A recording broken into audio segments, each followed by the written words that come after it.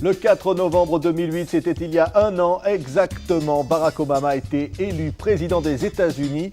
Avec moi, Pierre Vimon, ambassadeur de France aux États-Unis. Vous êtes donc ici dans le cadre de cette semaine spéciale de TV5 Monde. L'invité, nous sommes à Washington. Merci, monsieur l'ambassadeur. Vous étiez où il y a un an ? Merci d'abord de m'avoir invité. Il y a un an, j'étais juste là-bas, derrière, oui.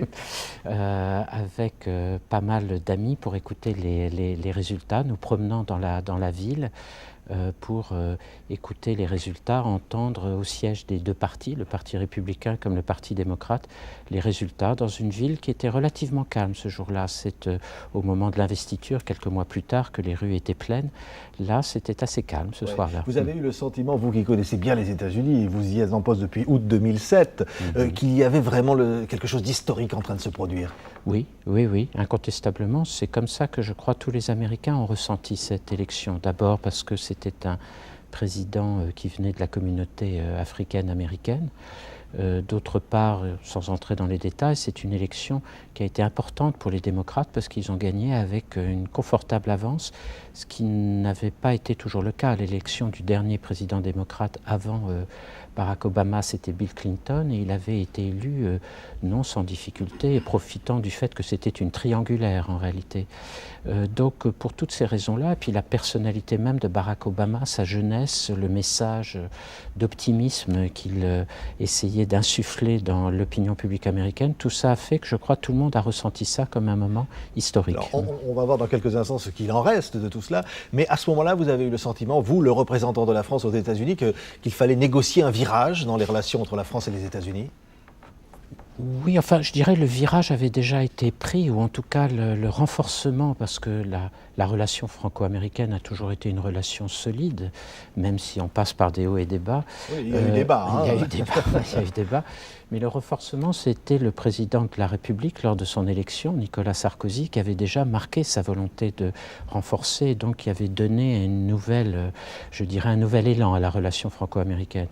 Donc Barack Obama poursuit ce mouvement et l'accentue encore, mais je dirais que le mouvement était déjà donné. Ouais, et les relations entre les deux hommes, on a dit qu'elles étaient peut-être plus difficiles qu'entre George Bush et Nicolas Sarkozy? Non, les relations entre les deux hommes sont bonnes, chacun a sa personnalité. Le président Obama a une personnalité qui est différente de celle du président Bush, mais il a développé une relation de travail et une relation personnelle avec le président de la République qui est très forte, qui est déjà très nourrie, par de nombreux entretiens, par beaucoup d'échanges téléphoniques, par la participation en commun à beaucoup de réunions internationales.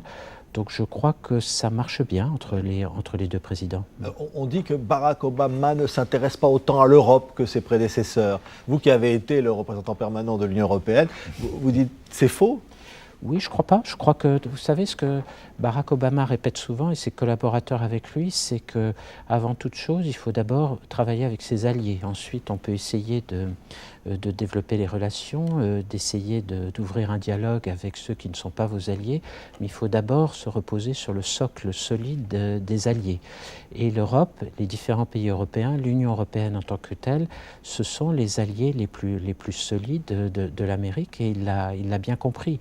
Le problème pour tous les présidents américains, c'est toujours de savoir quelle part on doit donner à la relation bilatérale avec un certain nombre de pays européens, la France, la Grande-Bretagne, l'Allemagne, et quelle part il faut donner à la relation avec l'Union européenne en tant que telle.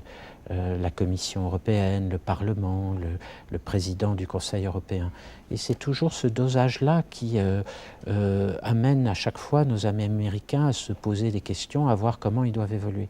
Là, avec le nouveau traité de Lisbonne, dont on espère tous qu'il va être bientôt ratifié, à nouveau, la question se pose pour les Américains, si on donne davantage de pouvoir au centre, à l'Union européenne en tant que telle, comment mieux travailler avec elle. Oui. Et puis alors sur les questions internationales, comme par exemple celle ici qui préoccupe beaucoup tous les citoyens, c'est l'Afghanistan. Oui. Est-ce que les États-Unis attendent de la France qu'elle les accompagne dans cette épreuve, si par exemple on envoie des troupes ici davantage? Oui, mais surtout ce qu'ils ont vu, c'est qu'on en a déjà, et on a renforcé cette contribution.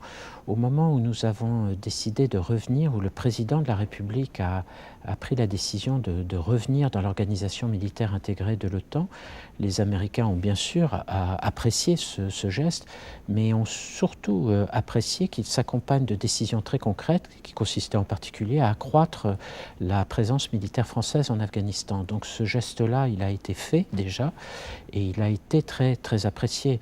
Ce que demandent aujourd'hui les Américains, c'est davantage qu'on les aide pour les autres aspects de notre intervention en Afghanistan, c'est-à-dire l'aide civile, l'assistance à la formation de l'armée et de la police afghane, le soutien aux efforts de négociation politique entre le gouvernement du président Karzai aujourd'hui, du nouveau président afghan lorsqu'il sera définitivement élu, et les autres communautés. Et là, il y a, monsieur l'ambassadeur, le prix du sang. Le mois d'octobre a été terrible pour les États-Unis en nombre de soldats perdus. Oui, mais en termes de prix du sang, on peut rappeler que nous aussi, l'année dernière, au mois d'août, il y a un tout petit peu plus d'un an, nous avons perdu 10 soldats et les Américains en sont parfaitement conscients et nous en sont très reconnaissants. Un mot, on dit parfois qu'il y a des différences d'approche sur le dossier iranien.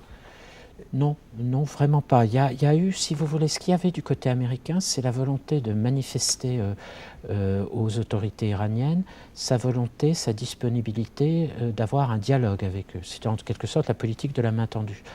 Et les Américains ont voulu pousser cette offre de dialogue le plus loin possible, en montrant aux Iraniens qu'eux étaient sérieux et étaient prêts à discuter.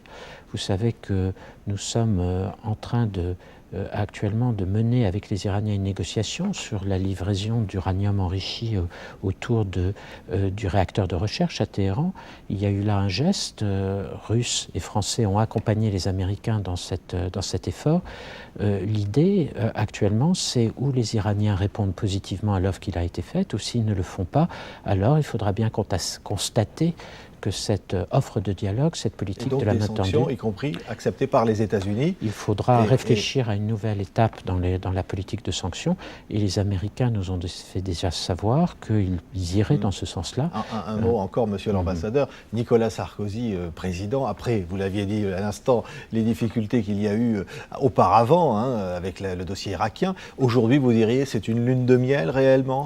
Sur l'Irak ou sur les relations bilatérales. Enfin, non, je dirais les relations économiques. Enfin, oui. Les relations économiques ont toujours été bonnes. En réalité, elles continuent. Vous savez que c'est notre premier partenaire commercial en dehors de l'Europe. Les entreprises françaises investissent beaucoup aux États-Unis, les Américaines aussi en France. Et donc la relation est bonne. On peut avoir ça ou là des différences, mais je dirais que pris dans son ensemble, c'est une relation qui marche bien.